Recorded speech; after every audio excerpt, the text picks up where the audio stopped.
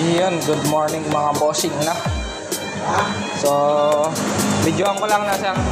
So, may unit tayo dito na bagong-bago. Ayan o. Yung bagong modelo ng Kawasaki natin, no? May issue agad. Ayan. 3,000 ang tinakbo. 3,300. Ha?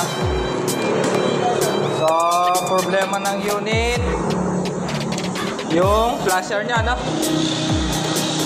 Ayaw gumana ng kanyang flasher.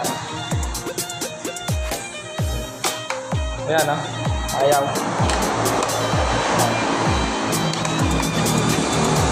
Dito kayo magtataka, no? Sa Hazard, pwede siya. Ayan, no? Pwede yung Hazard niya. Ang problema, yung left and right indicator, signal light, wala, no? Hazard pwede.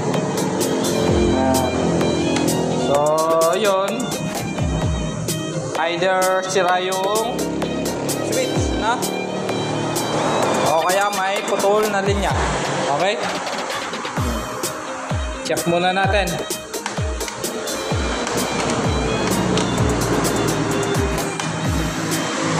Siya, oh.